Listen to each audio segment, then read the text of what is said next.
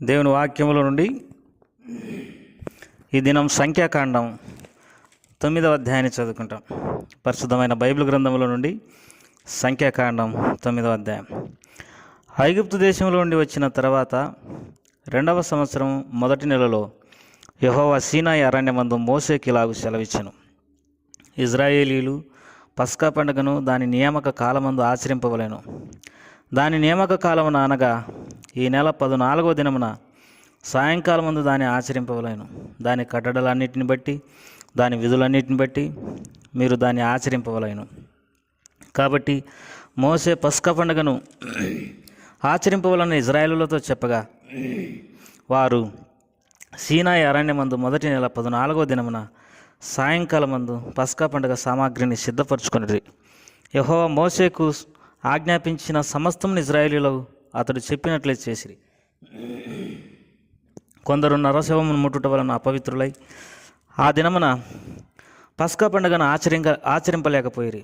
వారు ఆ దినమున మోషే అహరోనుల ఎదుటికి వచ్చి మోషేతో, నరశవమును ముట్టుట వలన అపవిత్రులమైతిమి, యెహోవా అర్పణమును దాని నియామక కాలమున ఇజ్రాయేలుల మధ్యన అర్పింపకుండునట్లు ఎలా అడ్డగింపబడితిమని అడగగా, మోషే నిలువుడి, మీ విషయంలో యెహోవా ఏమి సెలవిచ్చునో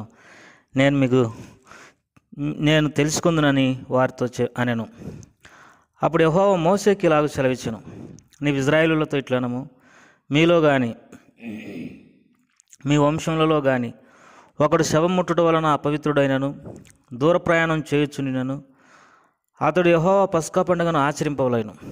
వారు 2వ నెల 14వ దినమున సాయంకాలమున దాన్ని ఆచరించి పొంగని వాడితోనూ చేదు కూరలతోనూ దాన్ని తినవలెను. వారు మరునాటి వరకు దానిలో కొంచెమైనను మిగలనీయవలదు. దానిలోనిది ఒక ఎముకైనను విరవలదు. పస్కా పండుగ విషయమైన కట్టడలన్నిటిని బట్టి వారు దాన్ని ఆచరింపవలెను. ప్రయాణంలో ఉండని పవిత్రుడు పస్కాను ఆచరించటం మానిన ఎడల ఆ మనుషుడు తన జనులలో నుండి కొట్టివేయబడును. అతడు యెహోవా అర్పణమును దాని నియామక కాలమున అర్పింపలేదు గనుక ఆ మనుషుడు తన పాపమును తానే భరింపవలెను.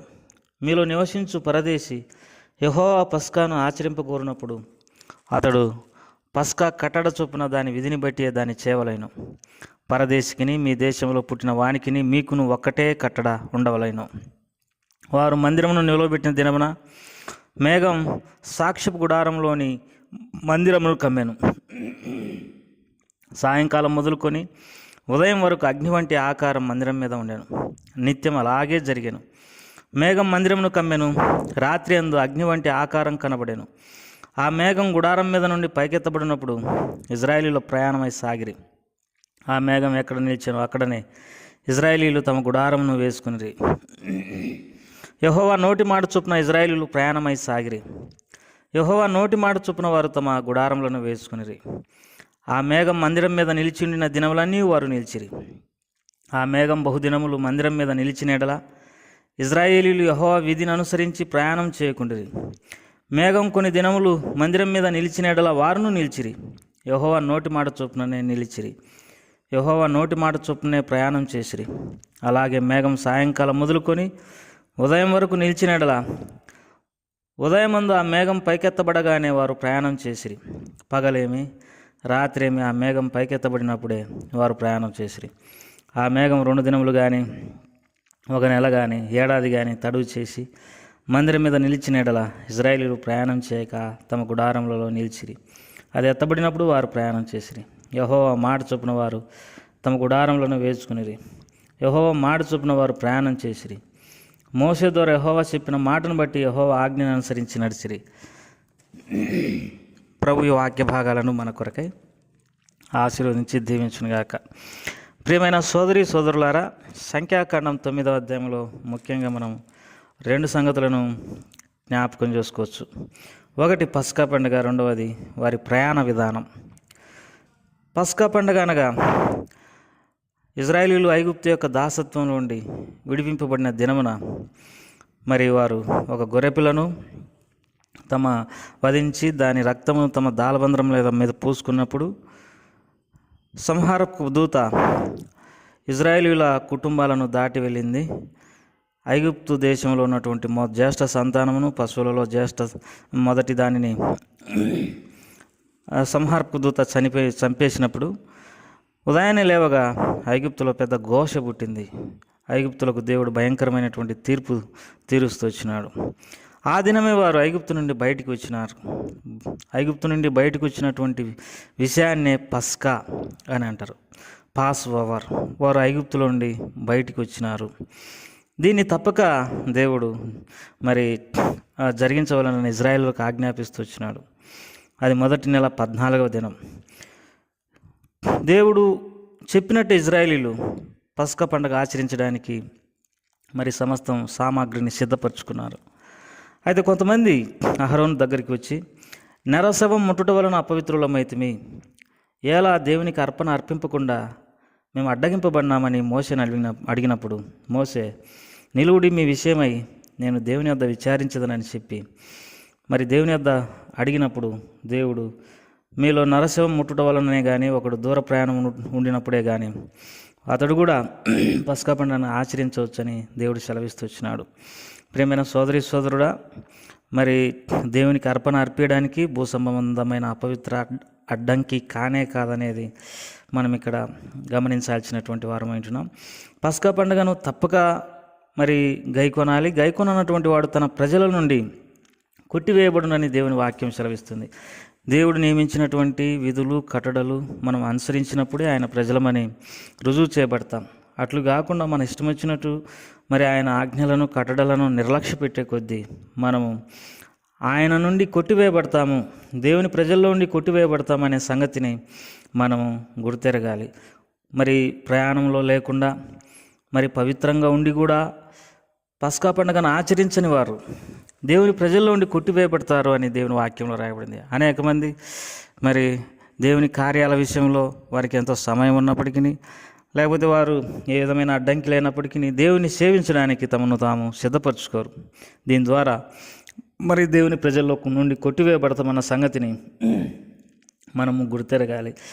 తర్వాత ఇక్కడ ఒక శ్రేష్టమైనటువంటి మాట 8వ వచనంలో, మోషే నిలువుడి మీ విషయంలో యెహోవా ఏం సెలవిచ్చునో నేను తెలుసుకుందునని వారితో నేను. ప్రియమైనటువంటి వారలారా, మోషే దేవునితో మరి ముఖాముఖి సంబంధం కలిగినటువంటి వాడు. దేవునికి స్నేహితుడు. దేవుడు స్నేహితునితో మాట్లాడినట్లు మోషేతో మాట్లాడేటటువంటి వాడు. నిర్గమకాండం 19:19 ప్రకారం తన కంఠస్వరం చేత మోషేకు సెలవిచ్చునే అని రాయబడింది. దేవుని ఎరిగినటువంటి వాడు. అతి చిన్న విషయంలో కూడా తన సొంత జ్ఞానము సొంత బుద్ధి ఉపయోగించుకోకుండా దేవుడు ఏం సెలవిస్తాడో కనిపెడతాను అని అన్నాడు. దేవుని ప్రజలమైన మనము నిజమైన మాట్లాడే సజీవమైనటువంటి దేవుని కలిగి ఉన్నాం. చిన్న పెద్ద విషయం అనే తారతమ్యం లేకుండా ప్రతి దానికి ప్రభు యొద్ద మరి విచారించి ఆయన చిత్తాన్ని తెలుసుకున్నప్పుడే మనకెంతో మేలు ఆశీర్వాదం కలుగుతుంది. ఇక్కడ ఇంకొక విషయాన్ని కూడా మనము దేవుని వాక్యంలో గ్రహించగలం. వారి ప్రయాణ పద్ధతి 15వ వచనంలో, వారు మందిరం నిలబెట్టిన దినమున మేఘం సాక్ష్యపు గుడారంలో నీ మందిరమును కమ్మెను. ఆ సాయంకాలం మొదలుకొని ఉదయం వరకు అగ్ని వంటి ఆకారం మందిరం మీద ఉండెను. మేఘం మందిరాన్ని కమ్మినప్పుడు అగ్ని వంటి ఆకారం మందిరం మీద ఉన్నప్పుడు దీని అర్థం ఏంటంటే నేను మీ మధ్య ఉన్నాను అని అర్థం. అగ్ని వంటి ఆకారము మందిరం మీద ఉండడం, తర్వాత మందిరాన్ని మేఘం కమ్మడం, దీని ద్వారా దేవుడు తెలియజేసేటటువంటి విషయం ఏంటిదంటే మీ మధ్య ఉన్నాను. దేవుని ప్రజలారా, మనము దేవుడు మన మధ్య ఉన్నాడా లేదా అనేదానికి అనేక సూచనలు మనకు బయలుపరచబడవలసినటువంటి అవసరత ఉంది. కొన్నిసార్లు దేవుని పోగొట్టుకొని కూడా దేవునిలో ఉండామని భ్రమపడే అవకాశం ఉంది. న్యాయాధిపతుల గ్రంథం 16వ అధ్యాయంలో సంసోను ఎప్పటి మాదిరే విరజిమ్ముదామనుకున్నాను, కానీ యెహోవా అతన్ని ఎడబాసినని అతనికి తెలియకపోయాను. దేవుడు ఎడబాసినటువంటి సంగతి కూడా మరి శాంసన్కు తెలియకుండా పోయింది. దేవుని ప్రజలమైన మనల్ని దేవుడు ఎడబేసినాడా, లేకుంటే దేవుడు ఉన్నాడా? సౌలును దేవుడు ఆత్మ విడిచిపెట్టి దేవుని వద్ద నుండి దురాత్మ ఒకటి అతన్ని పట్టింది. దానికి దయ్యం పట్టింది అన్న సంగతి కూడా తనకు పూర్తిగా గ్రహింపు లేకపోవడం అనేది ఎంత విచారకరం. తర్వాత వారి ప్రయాణ పద్ధతి ఇక్కడ రాయబడింది 17వ వచనంలో, ఆ మేఘం గుడారం మీద నుండి పైకెత్తబడినప్పుడు ఇజ్రాయేలు ప్రయాణమై సాగిరి. ఆ మేఘం ఎక్కడ నిలిచినా అక్కడనే ఇజ్రాయేలు తమ గుడారంలో వేసుకునేది. ఒక రోజు కానీ 2 రోజులు కానీ 1 నెల కానీ 2 నెలలు కానీ సంవత్సరం కానీ మేఘం ఎక్కడ నిలబడితే వారు అక్కడే ఉంటూ వచ్చినారు. దేవుని నోటి మాట చొప్పునే వారు ప్రయాణం చేస్తూ వచ్చినారు. సాయంత్రం గుడారాలు వేసుకొని ఉదయాన్నే మేఘం పైకి లేవంగా వారు తమ గుడారాలు పెరుక్కొని మేఘం లేచిన కారణాన్ని బట్టి వారు ప్రయాణం చేస్తూ వచ్చినారు. ఒకవేళ 2 రోజులు ఆగితే 2 రోజుల వరకు గుడారాలు వేసుకుంటూ వచ్చినారు. సంవత్సరం ఆగితే సంవత్సరం వరకే వారు గుడారం వేసుకుంటూ వచ్చినారు. వారు ఐగుప్తు దేశంలో నుండి కానాను దేశానికి బయలుదేరినప్పుడు ప్రయాణం 40 సంవత్సరాలు పట్టింది. ఎందుకు దేవుడు ఈ విధమైనటువంటి శిక్షణలో వారిని ఉంచినాడనంటే, దేవుని ప్రజలమైన మనము స్వతంత్రంగా లేకుంటే మన ఇష్టం వచ్చినట్టు మన బుద్ధి యొక్క మనసు యొక్క కోరికలను నెరవేర్చుకోవడానికి అవకాశం లేదు. సంపూర్ణంగా దేవునికి లోపరుచుకున్నప్పుడే దేవుడు తన శ్రేష్టమైనటువంటి వాగ్దానం చేసినటువంటి ఆ పరలోక రాజ్యాన్ని మనకు అనుగ్రహిస్తాడు. ఆ కానాను దేశం అనగా దేవుడు లక్ష్యం ఉంచేటటువంటి దేశం, దేవుని యొక్క కనుదృష్టి ఉండేటటువంటి దేశం, మరి దేవుడు కోరుకున్నటువంటి దేశం.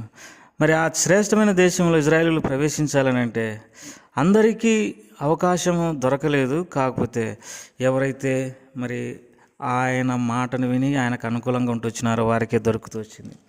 ప్రియమైన సోదరులారా, మరి ఈ రీతిగా మనము ఈ దేవుని విషయాలలో ఎంతో భయభక్తులు కలిగి దేవునికి అనుకూలంగా జీవించడానికి ప్రభు సహాయం చేయను గాక. ప్రేమగల తండ్రి, దయగల ప్రబంధనాలు, స్తోత్రములు. మా ప్రియుల కుటుంబాలను ఆశీర్వదించండి, మేలుకై అందరినీ జ్ఞాపకం చేసుకోండి. మేము నీ చిత్త ప్రకారం జీవించి ఆశీర్వదించబడ్డానికి కృప చూపించండి. యేసు ప్రభువారి నామం పేరిట వేడుకుంటున్నాం తండ్రి, ఆమేన్.